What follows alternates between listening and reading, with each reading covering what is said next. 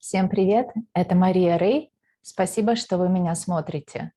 Вторая неделя войны. За это время очень многое произошло. Главное, что Путин продолжает наращивать давление на Украину. Больше войск, больше давления с помощью этих пресловутых переговоров, которые все еще идут.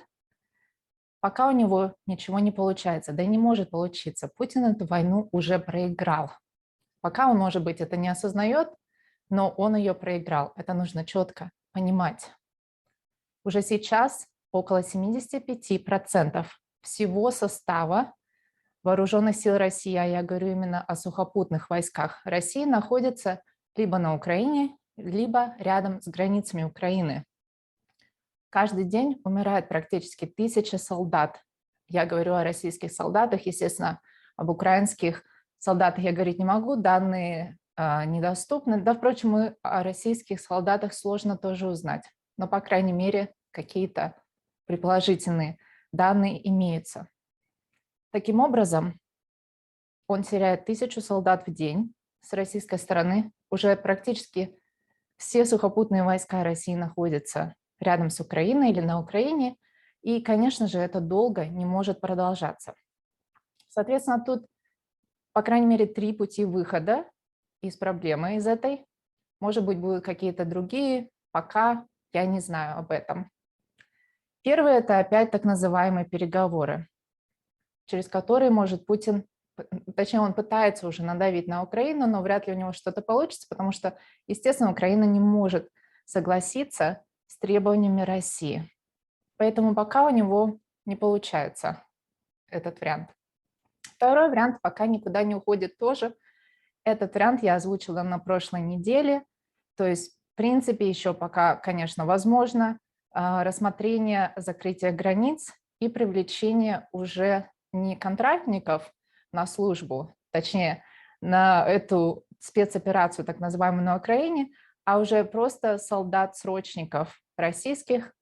Их нужно, конечно же, много, потому что иначе эту операцию Путину, точнее, эту войну Путину успешно, как он ее понимает, не завершить. Третий вариант остается, естественно, это пресловутая кнопка красная, которой Путин шантажирует сейчас Запад. У него не очень получается на самом деле. То есть, да, с одной стороны, конечно, он еще изначально во время войны, в самом начале, точнее, войны и до войны за пару дней пригрозил, точнее, даже, можем так сказать, он напомнил о том, что ядерное оружие у России есть. Ну и потом он, конечно, уже начал более агрессивно себя вести. С одной стороны, это подействовало на Запад, то есть, да, они не приводят прям конкретно войска на Украину, но, с другой стороны, они продолжают поставлять оружие. То есть вот этот вот шантаж с ядерной кнопкой не очень хорошо работает. И опять же, какой вариант здесь? Продолжать, если, то эффективность небольшая. То есть получается тогда идти уже что, на нажатие этой кнопки?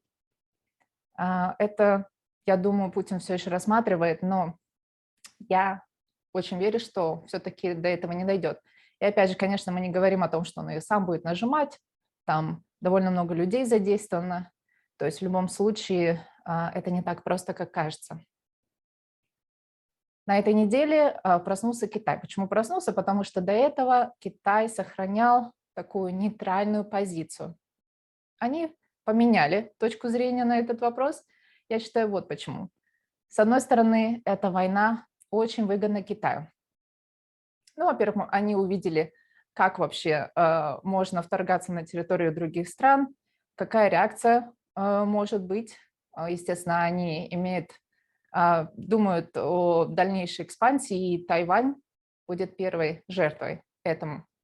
Но также, естественно, вот эти вот санкции, которые были введены против России и, по сути, угробили ее экономику, тоже очень выгодно Китаю, потому что худо место пусто не бывает. По-моему, так по-русски, я уже давно в России не живу, поэтому вы уж извините меня за эти ошибки в речи. Короче говоря, поскольку западные компании ушли из России в большинстве своем, Китай теперь может прийти на их место. Но, естественно, они не хотят рисковать. Я говорю о правительстве Китая, о бизнесе Китая. Они не хотят рисковать, поэтому им нужны какие-то гарантии. Естественно, сейчас Путин непредсказуем. Опять же, вот эта ядерная кнопка под боком у Китая не очень хороший сценарий для них. Поэтому, скорее всего, они уже какое-то давление оказывают на Путина или будут оказывать в ближайшее время, чтобы он эту так называемую спецоперацию свернул на Украине. Как никогда российская экономика зависима от китайской, просто потому что Путину неоткуда будет брать денег на его дальнейшие амбициозные планы. Да и просто, собственно, вы понимаете, что произойдет с экономикой в дальнейшем российской, если вообще никакого притока капитала из-за рубежа не будет. Поэтому зависимость Путина от Китая есть. Я думаю, он это понимает. И в скором времени мы увидим, какие ключевые решения он примет, потому что, как я уже сказала, вот то, что сейчас происходит, не может продолжаться очень долго. Уже достигнут вот этот вот предел фактически военного наступления, а результатов нужных для Путина нет. Что еще хотела сегодня обсудить, так это то, что после предыдущего видео я получила, как минимум 2 комментария, которые были примерно одинаковые. И они сводились к следующему. Ну вот почему так к России сейчас относятся? Ведь те же самые США, допустим, много раз начинали войны, ничего им за это не было. Посмотрите на Сирию и Йемен, что там произошло. И никто вообще ничего не сделал, чтобы остановить этот ужас. Безусловно, в международной политике есть двойные стандарты, никуда от них не денешься. Сирия и Йемен – это не Европа. Я предполагаю, что если бы такие действия, которые там происходили, да и сейчас происходят, как в случае Йемена, были в Европе, то, конечно, бы отношение Запада было другое.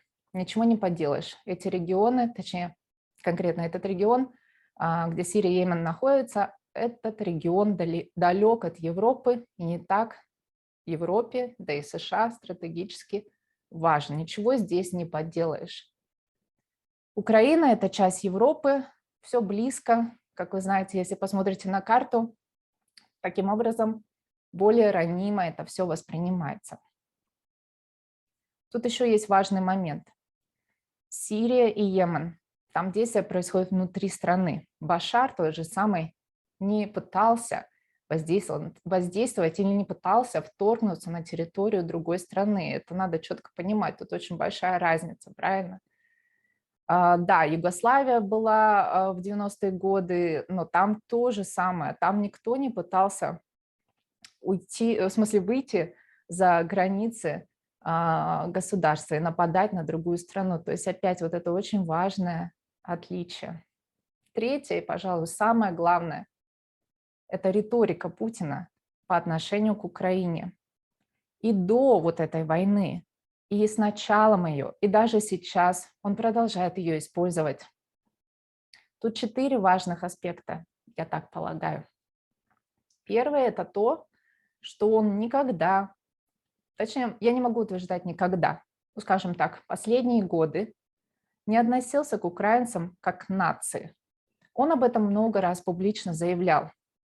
То есть украинцы для него не были каким-то особым народом. Опять же, к самому государству, к Украине как стране, он также относился очень скептически. Он заявил публично, что Украина – это продукт деятельности, точнее, Ленин создал Украину, скажем так.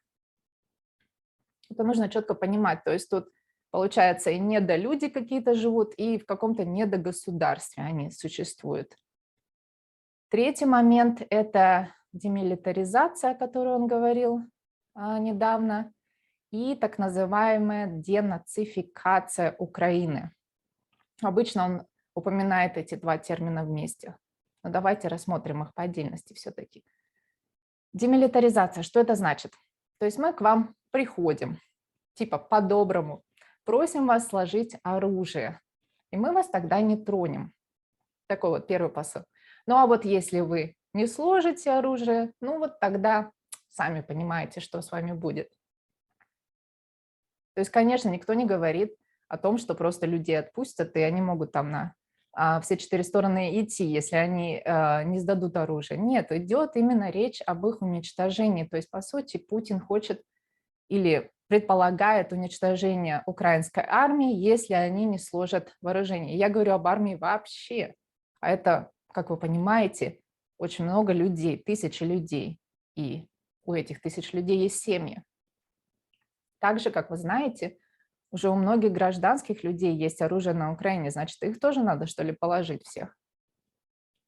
Следующий момент – это денацификация. И это, конечно, термин очень смешной. Почему? Потому что Путин утверждает, что правительство Украины, вообще все, политическая элита, скажем так, Украины – это все неонацисты.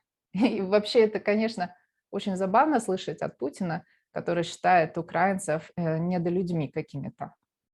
И также это забавно, потому что вообще-то президент Украины, он еврей по национальности. То есть он как может быть неонацистом вообще? Мне кажется, у Путина логические какие-то связи в мозгу не очень выстроены.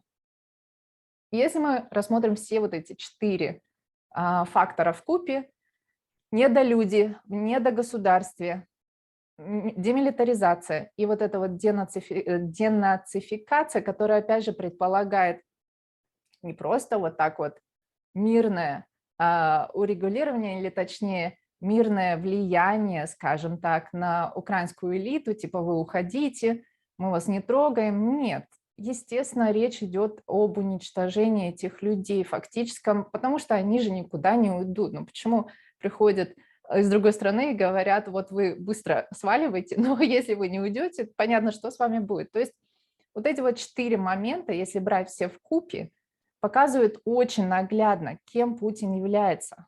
Он использует фашистскую риторику. Надо это четко понимать.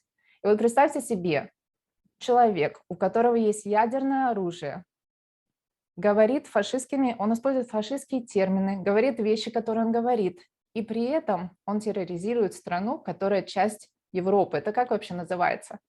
И какие исторические аналогии здесь появляются? Естественно, за примером ходить далеко не надо. Это Гитлер. Таким образом, со Второй мировой войны такого еще не было. Поэтому неудивительно, что западные страны, за ними весь мир фактически, за исключением небольшого количества стран, Китая, естественно, так отреагировал. И используя вот эти аргументы, говоря, что да нет, ну у них же тоже не лучше, да, посмотрите, вот там они то-то делали, или вот никто, все глаза закрывали на это, они конкретно в этой ситуации вообще не могут быть использованы, потому что ситуация совсем другая. Также, к сожалению, вот эти вот аргументы, что они делают? Они убирают какую-то степень ответственности, точнее, просто вот меняют степень ответственности Путина за происходящее. Вроде как, ну и не так уж и плохо, что он это делает, потому что другие же тоже типа это делают. Но на самом деле, как я уже объяснила, это совершенно не так. То, что он делает сейчас, это не то, что делали до этого Соединенные Штаты, допустим. И вот они убирают эту степень ответственности, передвигают таким образом внимание с Путина и того, что он делает на Украине, передвигая вот это внимание на другие регионы, другие страны. Я не считаю, что это правильно. На этой неделе, опять же, в России очень много чего произошло. Я хотела бы поговорить отдельно об этом, в особенности о СМИ. Что с ними произошло? Во-первых, конечно же, уже было очень мало независимых средств информации. Так вот, теперь их официально больше нет. Россию можно четко назвать диктатурой. Во-первых, исчезло радио «Эхо Москвы». Вот сколько я себя помню, мне не очень мало лет, но не очень много, но вот сколько я себя помню, это радио всегда было, и оно предоставляло альтернативный источник информации на происходящие события. То есть уже сколько там, они ну, больше 20 лет транслировали, их теперь нет. Дождь, телеканал «Дождь». Не могу сказать, что он полностью независимый, но он всегда, опять же, показывал то, что на самом деле происходит, а не то, что вы увидите на других российских каналах. Им пришлось приостановить свою деятельность на этой неделе из-за принятия закона, который, может быть, вы уж, конечно, об этом знаете, он наказывает за фейки, так называемые, на 15 лет. Фейки, связанные с вооруженными силами России с действиями на Украине. Кстати говоря, термин «война» вообще нельзя употреблять в России. Он нелегален сейчас. То есть можно говорить спецоперацию, но если вы говорите, что идет война на Украине, ну вот, соответственно, представьте себе, вам 15 лет могут влепить за это. То есть у «Дождя» просто не было выхода, им пришлось приостановить работу. «Новая газета». Почему я ее конкретно упоминаю? Потому что ее главный редактор недавно получил премию мира, Нобелевскую премию мира, Муратов, и они тоже изменили, они не закрылись, скажем так, но они изменили формат. И очень интересно, что теперь они вообще не будут говорить о военных действиях на Украине. Видимо, они будут рассказывать о каких-то культурных событиях, я не знаю. Но, в общем, для меня это было немножко странно. Они могли бы просто перенести офис в какую-нибудь другую страну и, соответственно, оттуда выпускать информацию. Но они приняли вот такое решение. Таким образом, постепенно вокруг России все больше и больше Россия обносится проволокой колючей. Что еще произошло, я, честно говоря, не успела вам об этом рассказать на прошлой неделе, так это то, что теперь официально ликвидирована независимая, неправительственная, точнее, организация «Мемориал». Почему я о ней говорю? Да потому что она была самой известной НКО в последние годы. Она занималась не только восстановлением исторической справедливости, то есть это раскрытие архивов, в основном, конечно, речь идет о советских архивах по просьбе, или точнее по иску семей обычно репрессированных людей. То есть они пытались помочь им открыть эти архивы, многие годы боролись с органами в судах, чтобы получить доступ. Но помимо этого они также занимались очень важным делом, это защитой прав людей в российских судах, а также в ЕСПЧ. Теперь они, конечно, не смогут большому количеству людей помогать, и это само по себе ужасно. Кстати говоря, на моем канале есть 2 интервью, я вам советую их посмотреть. Одно интервью с адвокатом мемориала Мариной Огольцовой, я его делала в октябре, еще до того, как мемориал закрыли первый раз. Первый раз я говорю, потому что вот сейчас уже официально ликвидировали и без возможности восстановления. Но тогда вот это был первый звоночек, но это интервью буквально случилось за несколько дней до этого, если я не ошибаюсь. Так вот, посмотрите, если сможете. Марина просто замечательный, очень сильный человек. Она многое делает. К сожалению, это интервью только на русском языке, но у меня есть еще другое. Оно с Львом Пономаревым. Он был одним из создателей мемориала, а также он был руководителем правозащитного общества «За права человека», которое тоже сейчас ликвидировано, а сам Лев Пономарев является иностранным агентом. Так вот, это интервью у меня тоже есть, и там есть английские субтитры, если вам интересно. Так вот, теперь больше мемориала нет, независимых СМИ нет, а Facebook также заблокирован на территории России. Следующий на очереди YouTube. И там уже недалеко до суверенного интернета, как сейчас он существует в таких странах, как Китай. То есть вот постепенно Россия, значит, эта колючая проволока вокруг нее все больше растет. И это, конечно, не может не расстраивать. Но я бы не хотела заканчивать это видео на грустной ноте. Мы уже очень скоро увидим ключевые решения. Произойдет изменения ситуации, потому что конкретно вот то, что сейчас происходит, не может длиться вечно. Сейчас нужно запастись терпением, стараться помогать другим, не забывая о себе, стараться поддерживать украинцам. Им очень нужна сейчас помощь, но опять же не забывая о себе, потому что если вы не будете о себе заботиться, вы не сможете помочь окружающим. Сейчас очень тяжело, но нужно надеяться, что все-таки ситуация переломится, и последующие события будут в более позитивном ключе, чем то, что мы видели последние 2 недели. Спасибо вам большое за то, что вы меня смотрели. Не забывайте ставить лайк и опять же подписывайтесь на мой канал, если вы это еще не сделали. Почему? Да потому что это помогает моим видео в ленте. Вот эти лайки, подписка помогает продвигать видео. Да и помимо этого это просто по-человечески очень приятно. Еще раз вам большое спасибо. Увидимся на следующей неделе. Пока.